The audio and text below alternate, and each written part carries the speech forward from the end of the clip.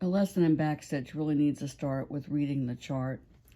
Each square of the chart represents one backstitch. So here across this part of the lowercase p, you've obviously got one stitch. But down here along the spine of the P, that's not one stitch. Instead, it's 1, 2, 3, 4, 5, 6, 7, 8 stitches. Sometimes the stitches are going parallel to linen threads, and sometimes they're on a diagonal. And same thing on the diagonal. On this part of the V, that is not one stitch from here to here. That's 2 stitches. There's one on this square and one on that square. If you're learning the backstitch, again, I suggest you start with an away waist knot so you don't have to concern yourself with trying to anchor that thread as you're learning the stitch. Otherwise, you can bury the tail as you're going along. So I'm going to start with a horizontal row of back stitches. A back stitch is sort of like, if you're into gymnastics, like a backflip. In order to go from here to here, each stitch is actually going to go backwards. So I'm starting my stitch here and ending it here, and I'm then going to go ahead 2 threads. So I'm going back over 2 threads and then going ahead 2 threads.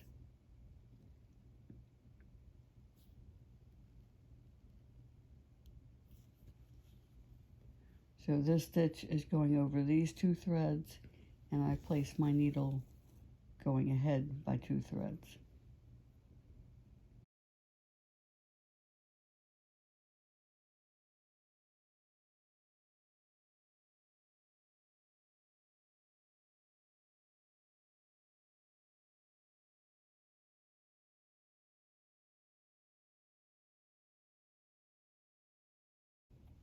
Now what happens when you have a row of back stitches that are perpendicular to this, when it's going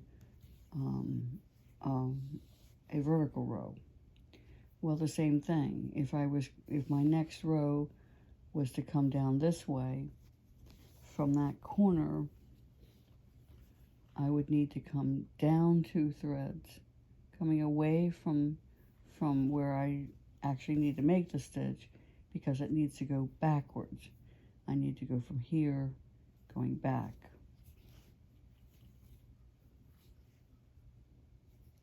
And then I would come down 2 threads and go back 2 threads. And the nice thing about backstitch is that you can orient your fabric any way, in any direction. It doesn't really matter. So if I had a really long row of a really long vertical row like this, I would simply turn my fabric so that it's more comfortable, and then I could continue stitching just as I was doing before. Like many stitches, a back stitch can be done in a sewing fashion like I'm doing right now, or it can be done poke and pull. And frankly, when I'm doing complicated letters, I tend to do a combination of the two. All right, so that's your horizontal and your vertical lines. What about those diagonals? Well, if from here I had a diagonal going off to the right, I'd come over 2 threads and down 2 threads.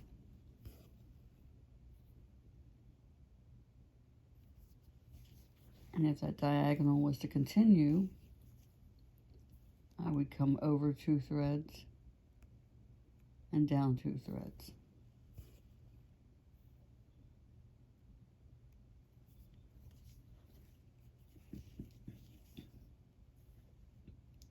Over 2 threads and down 2 threads.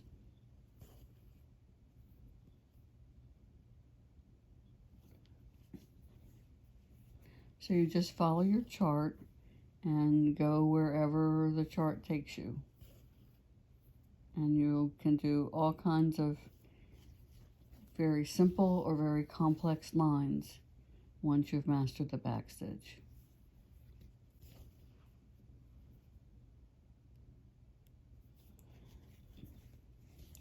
So let's take a look at the back and talk about how anchoring the threads. On the back, you'll have a very solid line of stitches. And I simply weave my thread back and forth like this.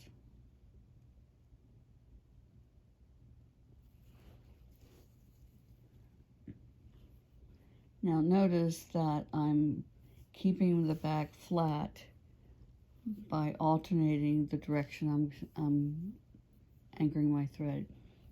I try not to do a whole lot of showing you what not to do, but in this case I am going to, because what I find a lot of people do is they anchor their threads for backstitch with what I call a whip stitch.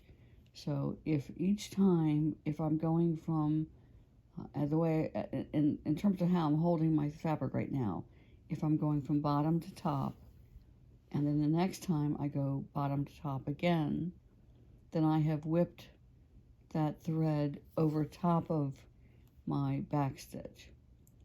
And this is actually a whip stitch, and I'm going to end up with a much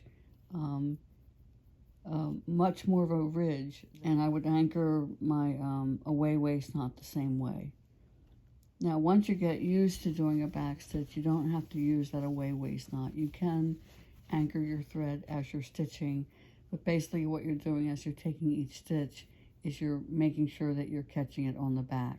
So I'm going to follow the chart doing one of the lowercase letter O.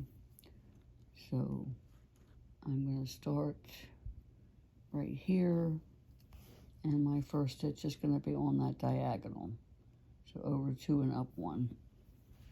And on the back, I'm just going to make sure I pull my thread through and leave about an inch, inch and a half.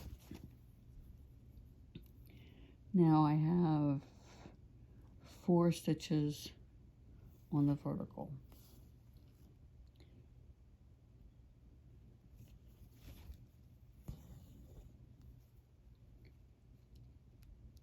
Now on the back, I'm just kind of holding that tail with a finger of my non-dominant hand.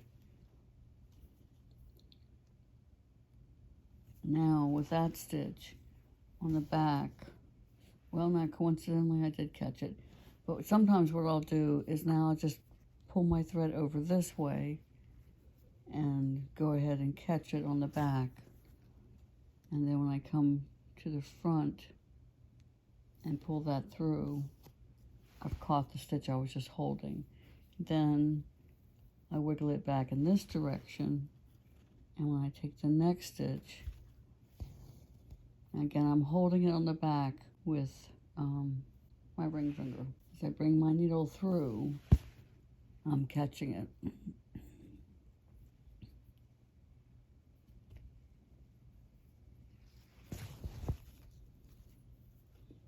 Let's see, 1, 2, 3, that's 4.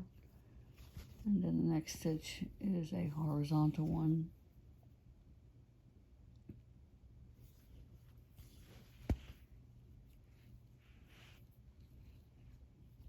Okay, and sometimes if I don't catch it, before I pull the loop all the way through on the back,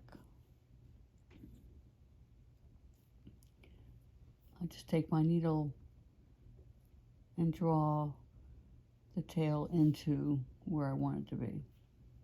At that point, that's pretty well secured.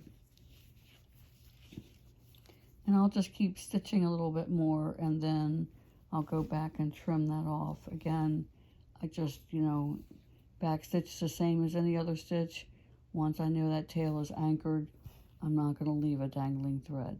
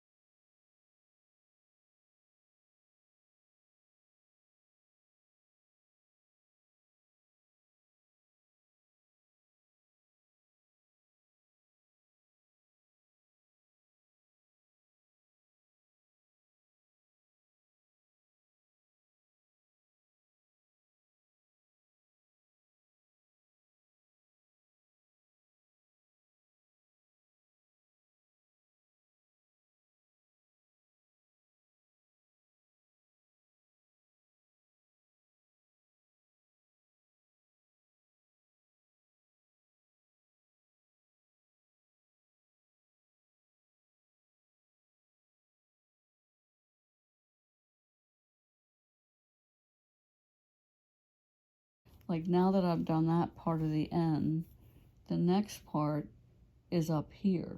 So what do I do with the tail that's all the way down here when my next stitch is going to be up here?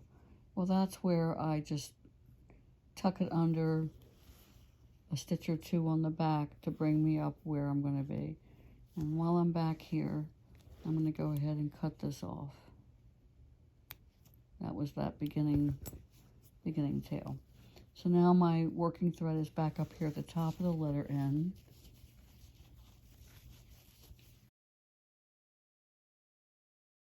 So you can see that I do a combination of poke and pull and sewing with backstitch. There's absolutely no reason why you can't just do whatever comes naturally.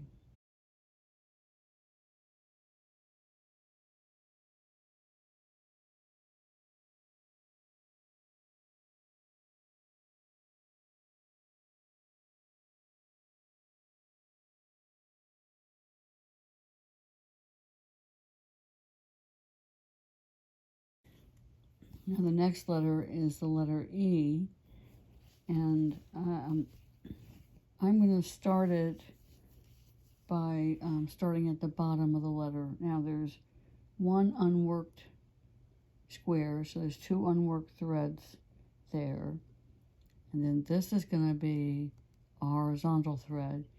So right there is where I can begin that little diagonal stitch on the upturned part of the letter E.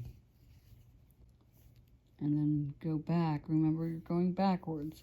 That's why it's called a backstitch. And do the horizontal stitch here. And then start up the spine of the letter E.